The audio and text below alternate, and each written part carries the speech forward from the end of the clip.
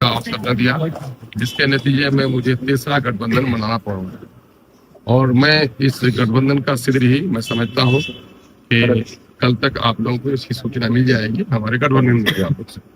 लेकिन चूंकि बड़ी उत्सुकता थी हमारे पत्रकार बंधुओं पर और हमारे कुछ प्रत्याशियों पर, इसलिए अभी हम लोग पहली लिस्ट जहां जहां हम इलेक्शन लड़ेंगे उसके ताल्लुक से एक ब्रीफिंग आपको कर रहे हैं। हम लोग किशनगंज जिला से चारों विधानसभा में बहादुरगंज, ठाकुरगंज, कोचाधामा, किशनगंज में इलेक्शन लड़ने जा रहे हैं। पूर्णिया के अमोद, बायसी और कस्बा में, जिला कटिहार के बलरामपुर, परानपुर, मनिहारी, बराड़ी और कदवा में, और जिला अररिया के चौकी एवं अररिया में, जिला गया के शेरघाटी एवं बेला में, जिला मोतिहारी के ढाका में और नरकटिया में, जिला नवादा के नवादा शहर में, जिला जमुई के सिकंदरा में, जिला भागलपुर में नाथनगर एवं भागलपुर शहरी क्षेत्र से, जिला सिवान में सिवान से, दरभंगा में जाले, चूटी, दरभंगा ग्रामीण एवं गोराबोराम से, समस्तीपुर के कल्याणपुर से, सीतामढ़ी के बाजपट्टी से, मधुबनी के गिस्पी, वैशाली के महुआ से हम लोग अभी गोपालगंज से हम लोग इलेक्शन लड़ने का ये पहली सूची हमारी है। और फिर हम लोग आगे जो कुछ बात होगी उस ताल्लुक से आप लोगों को सूचना देंगे। अब तक कितने सीटों का घोषणा हो चुका है? अब तक हमारे यहाँ मैंने सीटों का तो ये ऐलान हो चुका है, जो हुआ है वो ऐलान हुआ भी है तो वो इसमें शामिल है। सर अभी आपने जो बताया वो फाइनल बताया, आपने इन सीटों पर चुनाव लड़ने जा रहे हैं। भाई मैंने मेरे जुमले को आपने नहीं सुना। अब तक की ये सूची में, अच्छा, और बिहार में 243 सीट फाइनल है। अब तक की ये सूची फर्स्ट लिस्ट है, फर्स्ट लिस्ट। गठबंधन को लेकर सर कौन कौन सी पार्टी आपके कॉन्टेक्ट में आ रही है? ये बात खबर अच्छा होता आपको बताना होगा। कुछ बातें कॉन्फिडेंशियल होती है, इंडोर होती है। जब हमारी बात तय हो जाएगी तो उसके सूचना के लिए आपके बगैर कैसे बात होता है? एनडीए में जो है घटक दल है, टिकट को लेकर के जो है मारामारी है, इस तरह का सवाल ये पैदा होता है कि टिकट के लिए करीब करीब सब जगह मारामारी है, लेकिन ये है कि बिहार के आवाम के लिए मारामारी कौन कर, बिहार के आम जनों की भलाई के लिए मारामारी कौन है? सत्ता की मलाई के लिए तो हर कोई लड़ाई कर रहा है। लेकिन अगर यही चिंता और यही लड़ाई बिहार में भ्रष्टाचार को मिटाने के लिए, अफसरशाही को मिटाने के लिए, गरीब और कमजोर लोगों को इंसाफ दिलाने में करनी चाहिए, ये नहीं कर रहे हैं और ये काम एमआईएम कर रही है। सर एक सवाल, बरेली के मौलाना फकीर है, उनके घर जो है एक पहले वो कभी लोन लिए थे 35 साल पूर्व, भी 5,000 रुपये, अब उनको जो है इस्तीफा दिया जा रहा है, घर में पैसा नहीं चुकाएंगे तो उन पर कार्रवाई होगी। ये उत्तर प्रदेश की सरकार। देखिए, उत्तर प्रदेश में जो कुछ भी कर रहे हैं योगी, ये लाकानूनियत की इंतहा है। और वहां पर न डेमोक्रेसी बाकी है न वहां पर कानून का राज। सुप्रीम कोर्ट ने भी हिदायत की थी कि जब तक कोर्ट के फैसले नहीं हो जाएंगे आप बुलडोजर नहीं चला सकते, लेकिन अदालत के फैसले को भी नहीं मानते। ये लोग मनमानापन कर रहे हैं और चूंकि तमाम तर महाज पे, तमाम तर क्षेत्र में बीजेपी नाकाम हो चुकी है, यही एकमात्र वो है कि मुसलमानों को टारगेट करके ये कहीं न कहीं से सांप्रदायिक वोटों को एकजुट करने का प्रयास है। और ये चुन चुन करके मुसलमानों के बड़े बड़े लीडरों को इसने टारगेट किया। अब हमारे धर्म गुरु है तौकीर रजा साहब, और किस मामले में किया? आप सब कुछ करा सड़क पर, आप नंगा नाच नाचे सड़क पर, कोई रोक नहीं है। आप सारे कारोबार करा सड़क पर, कोई रोक नहीं है। लेकिन एक आदमी जो हमको इस मुल्क में बराबरी का अधिकार है, आपको भी धर्म अधिकार है, मेरे को धार्मिक अधिकार है, दफा 25 डिफाइन करता है कि आदमी को अपने विश्वास के मामले में आजादी है, वो जिस धर्म को माने, है ना। मामला ये है कि आप दुर्गा से प्रेम करते हैं, कोई लक्ष्मी से प्रेम करता है, कोई गुरु ग्रंथ से प्रेम करता है, कोई यीशु मसीह से प्रेम करता है। हमें धार्मिक आजादी है। तो हमारा धर्म ये कहता है कि हम अपने बाल बच्चे से नहीं, अपने जान से भी ज्यादा जब तक प्रोफेट मोहम्मद से मोहब्बत नहीं करेंगे तब तक हम मुसलमान ही नहीं हो सकते। तो ये तो गोया हमारा फंडामेंटल राइट है और उससे हमको वंचित करने का प्रयास किया जा रहा है। तो तौकीर रजा खां पर एक तरफा तौर पर जालिमाना उनका वो है। और सर ये महिलाओं को, कितने महिलाओं को आप महिलाएं जिस एतबार से हमारे यहाँ है, अभी भी पुरुष प्रधान रह गए, तो हमारे यहाँ महिलाएं जितनी आएंगी उनको सम्मानजनक फैसला करेंगे। सर आप लेकिन उम्मीदवार आज भी तो महिलाओं को अभी हमारे लोग आंगन से निकलने नहीं दे रहे हैं, तो देखें जो भी आ जाएंगी उनका आदर। सर उम्मीदवारों से कसम खिलवा रहे हैं अल्लाह की, क्या कौन सा कसम? अच्छा, सवाल ये पैदा, सच बोलने में कोई दिक्कत है आपको? नहीं तो सच बोलने के लिए कर रहे हैं कि अपने ईश्वर के नाम से बोलो कि हम रहेंगे, क्योंकि बहुत सारे लोग हैं कि जो बात आगे कुछ कहते हैं, बात को कुछ कहते हैं। तो हम लोग के पार्टी ने कहा कि जो कुछ बोलते हो लिख करके कह दो।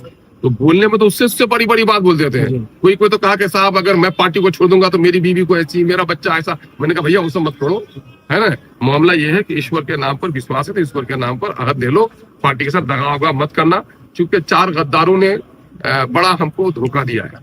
हरचंद के ये काम उन लोगों ने भी किया था। आप इसमें गद्दार कौन होगा, वफादार कौन होगा, अपने वचन पे अहद पे कायम रहने वाला कौन होगा, अपने अहद से कौन फिर जाएगा, पता लग जाएगा। हम लोगों ने कह दिया होशो हवास में हो। पार्टी ने आपको जाके के नहीं कहा कि आप प्रत्याशी बन जाइए, आप अपने तौर पर प्रत्याशी बने हो। पार्टी को इख्तियार हासिल है कि जिसको चाहे टिकट दे, जिसको चाहे न दे। पार्टी सारी समीकरण को सामने में रखा करती है। और इसके लिए मैंने कह दिया कि मैं अपने बारे में ये कहता हूँ कि अगर हमारा लीडर बैरिस्टर असदुद्दीन ओवैसी साहब पे अख्तरीमान इलेक्शन नहीं लड़ेगा, जो लोग इलेक्शन लड़ेंगे उनकी जूती सीधी करेगा, तो अख्तरीमान उसके लिए तैयार है। मैं तो यहाँ तक कह रहा हूँ, अपने लिए भी कह रहा हूँ। इसलिए हमारे सम्मानजनक है, हमारे वर्कर्स जानकार हैं, ईमानदार हैं। उन लोगों ने बेखौफ होकर कस्में खाई हैं, हम उनको मुबारकबाद देते हैं। सच्चे कार्यकर्ता यही हैं। लेकिन असल मुबारकबाद के मुस्तहिक उस वक्त होंगे जब ये सारी रिपोर्ट हम लोग भेजते हैं हैदराबाद। और अब की बार हम लोगों ने कह दिया है कि सारे फैसले हैदराबाद से होंगे, है ना, वहीं के ऑफिस से मामला होगा। क्योंकि मैं खुद इलेक्शन लड़ता हूँ और मैं यहाँ नहीं रह पा रहा हूँ, तो फैसले वहीं से होंगे।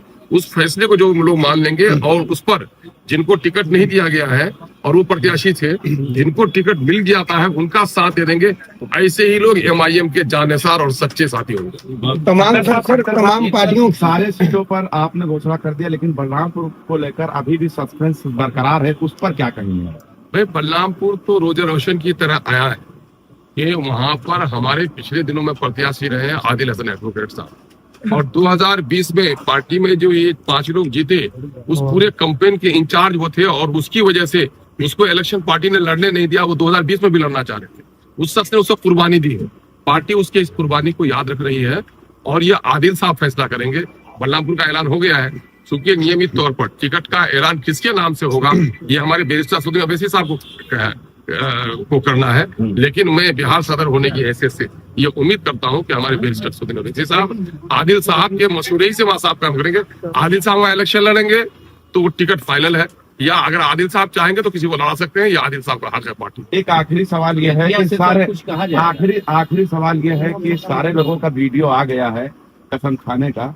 सोशल मीडिया पर लोग सवाल पूछ रहे हैं कि अख्तरुल ईमान और आदिल हसन का अभी तक वीडियो नहीं आया। नहीं, हम लोग का भी आ जाएगा। हम लोगों का क्योंकि पहले से भी लिया जा चुका है। और आप तो ऐसे ही कह रहे हैं कि भाई सब लोगों ने वो नियत बांध ली है। इमाम साहब का कहा मामला? सर मैं इमाम हूँ, मेरे बारे में क्या? पार्टी के जो पदाधिकारी पहले हैं, मैं तो हलफ दिलवाने वालों में हूँ, है ना। मैं तो हलफ दिलवाने वाले मुस्लिम और काम दोनों से ईमान। और आपको ये नहीं लगा कि मैंने कितना बड़ा हल्फ लिया कि मेरे पार्टी का सदर अगर ये कहेगा कि अख्तरुल ईमान को इलेक्शन नहीं लड़ना है, जो इलेक्शन लड़ेगा उसकी जूतियां सीधी करना है, इससे भी बड़ा कुछ होगा क्या? सर इंडिया अलायंस के लोगों ने बड़े बड़े मुस्लिम नेताओं को तैयार कर दिया आपके लिए, बीजेपी की मीटिंग बताने के लिए, जैन बताने के लिए। उन लोगों को क्या जवाब है सर? अरे गली कुचों के आवारा बच्चों की बात पर हम ध्यान नहीं देते और इस तरह के मुल्क की बात पर। अब ये बात बताओ कि कहाँ के रहने वाले हो आप? दरभंगा के। पूर्णिया कितना दूर है आपके घर से? तकरीबन 250 किलोमीटर कम होगा। चलो ये बात बताओ कि जब पिछला पार्लियामेंट्री इलेक्शन था तो राजद के नेता ने क्या कहा था कि अगर आप इंडिया को वोट नहीं देते हैं तो किसको देते हैं?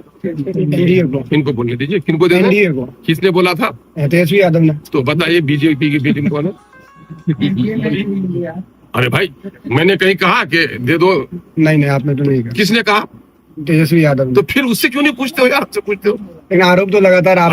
अच्छा उसने मैंने सवाल ये बता के गरीब का बच्चा तंबाकू भी खाए तो वो शराबी कहलाए, और बड़े आदमी का बेटा शराब के नशे में नंगा भी हो जाए तो मुहज्जब कहलाए। ये तो बड़ी अजीब सी बात है यार। कान जी चोरों को न जान आते हैं सारे चोर, यही समझिए। शरीफ आदमी को पश्चिम चंपारण की तरफ चुनाव लड़ने का कोई इरादा है? बेतिया चंपारण का ऐलान इसमें नहीं हुआ। बेतिया का नहीं हुआ, बेतिया का नहीं हुआ, पूर्वी चंपारण मोतिहारी का हुआ। देखते हैं हम लोग तो चंपारण को चंपारण समझते हैं, आप लोग चंपारण को बांट बांट के अलग अलग कर रहे हैं, पश्चिम कर रहे हैं, हम लोग चंपारण समझते हैं। पहले एक ही था बेतिया का कुछ कहा जाए सर। आपने अभी जंग से पहले पेशानी पे पट्टी बांध चोट लेंगे आप, चोट देना है, चोट देना नहीं है। सर एक सवाल, सर आखिरी सवाल, नॉन मुस्लिम कितने प्रत्याशी हो सकते हैं एमआईएम से? अच्छे खासे होंगे। हमारे अखिलेश सिंह साहब हैं यहाँ पर, देखिए, अरे पिछले दिनों में हम लोग से पूछते हैं यार, हमने अगड़े को भी दिया, पिछड़े को भी दिया, दलित को भी दिया, पार्लियामेंट इलेक्शन लड़ाया यार, याद नहीं है आपको क्या?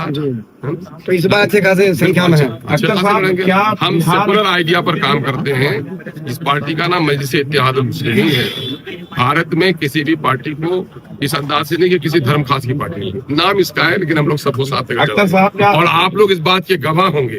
अभी मुझको पूछ रहे हैं कि कितने हिंदू और मुसलमानों को दे रहे हैं, ये बताइए कि बिहार की असेंबली में पिछले 5 सालों में जो दलितों की हकमारी हुई है, तो एमआईएम से ज्यादा किसी ने आवाज उठाई है क्या? 1 लाख नौकरी खा गए बेईमानों ने दलितों के, और अख्तर ईमान के अलावा किसी दलित लीडर को भी बोलने की मजाल नहीं हो सकी कि वो जबान खोल सके। खोल कर बताया, बिहार के जाति आधारित गणना का विश्लेषण किया, तो अख्तर ईमान ने कहा एमआईएम ने। अख्तर साहब क्या जो है अकबरुद्दीन आपने तो अवैसी, कहा कि आखिरी सवाल नहीं एक सवाल और है, क्या अकबरुद्दीन अवैसी भी आएंगे कैंपेनिंग में? अरे हम उनकी ख्वाहिश है कि वो आ जाए तो मजा आ जाए यार, लेकिन उनकी तबीयत खराब चल रही है। हम लोग अल्लाह से दुआ करते हैं वो सेहतमंद हो जाए।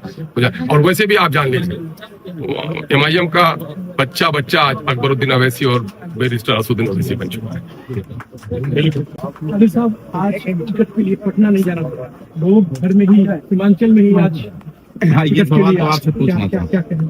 यही है अख्तर ईमान साहब ने 2015 असदुद्दीन ओवैसी साहब ने कहा था कि आइए अख्तर ईमान साहब की क़यादत में अपने सीमांचल को मजबूत कीजिए। यही आज नतीजा है कि पटना और दिल्ली की दरबारी छोड़कर आज सीमांचल का बेटा, सीमांचल का लाल, आपका भाई अख्तर ईमान साहब के पास पूरे बिहार से लोग आ रहे हैं। यही किशनगंज और सीमांचल की जीत है कि हमने 2 पावर सेंटर, जो पटना और दिल्ली था, उसको सीमांचल की आवाम ने कोचा दामन, अमोर, बायसी, डगरुआ, बलरामपुर, बारसोई, त्रिपुरा, कटिहार, पूर्णिया, अररिया, किशनगंज, उसने इस मिथ को तोड़ दिया और अपने बेटा को स्वीकार कर लिया कि सीमांचल का पावर सेंटर अगर रहेगा बिहार में, तो दिल्ली और पटना सीमांचल सिर्फ फैसला नहीं करेगा, सीमांचल का बेटा, सीमांचल का लाल अख्तर ईमान साहब फैसला करेंगे। आज अल्हम्दुलिल्लाह जो बात 2015 16 अगस्त को पेशेंगोई हुई थी, आज आपके सामने सिद्ध हो रहा है। 2020 में भी सिद्ध हुआ था अल्हम्दुलिल्लाह, 2024 के लोकसभा में भी सिद्ध हुआ, और 2025 में भी विधानसभा में। आज बिहार का ऐसा कोई विधानसभा नहीं है जो अख्तर ईमान साहब के पास लोग नहीं आ रहे। एक्स मिनिस्टर हो, एमएलए हो, एमएलसी हो, एक्स एमएलए हो,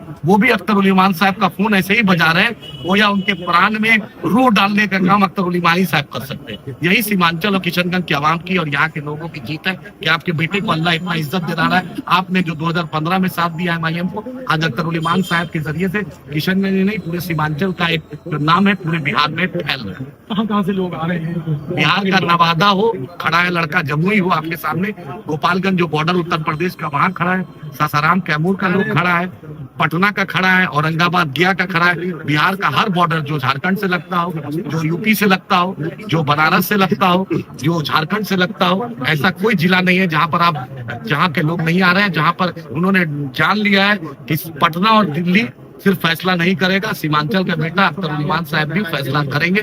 और आज बैरिस्टर असदुद्दीन ओवैसी साहब ने जो कहा था, और अख्तर ईमान साहब उस मामले में 100% खड़े उतरे, उन्होंने समझौता नहीं किया, इसलिए अल्लाह ने इनके नाम में भी अख्तर ईमान कर दिया। वही आज नतीजा है कि अख्तर ईमान साहब आपके बीच। कब तक यहीं पे है? वो तो बोल दिया सर ने आपको कि बैरिस्टर साहब ट्वीट कर देंगे, ट्वीट का इंतजार कीजिए। सदर साहब ने भेज दिया है राष्ट्रीय अध्यक्ष को, इंशाल्लाह जल्द फैसला हो जाए। महागठबंधन 3 डिप्टी सीएम की बात कर रहा है। अरे भाई, हमारे डर से सब डिप्टी सीएम सब करेगा। अभी याद रखिए, हमने ईमानदारी से अख्तर ईमान साहब ने 6 सीट का मांगा, उन्होंने नहीं किया है। ये सब एमआईएम का प्रेशर है। जावेद साहब को सीईसी में भी भेजना ये एमआईएम का प्रेशर है। और जो भी मुस्लिम लीडरशिप को जो फ्रंट सीट पे जगह मिल रहा है, चाहे सिद्दीकी साहब हो, फैसल साहब को एमएलसी बनना हो, ये भी एमआईएम की कुर्बानी है। ये भी हमारे कंधे पर चढ़कर इनको इज्जत मिल रहा है। हम चाहते चाहे दूसरे पार्टी में भी रहोगे, एमआईएम ही का ज़कात कितना से इज्जत मिलेगी। यही एमआईएम की ताकत है। पिछले दिनों दरभंगा के आरजेडी के नेता आपके पार्टी में शामिल हुए, और भी लोग हैं क्या लिस्ट में? सब लिस्ट पे तो फर्स्ट लिस्ट सर ने बोल दिया ना। नहीं, वो पार्टी से इधर आने वाले आरजेडी से इमाम की तरफ। भाई कौन नहीं आ रहा है? आरजेडी से आ रहा है, जदयू से भी आना चाहता है, लेकिन सदर साहब इस्तिखारा करके सबको ज्वाइन कराएंगे। ऐसा ही नहीं ज्वाइन कराएंगे, देखेंगे उसका क्या बायोडाटा है।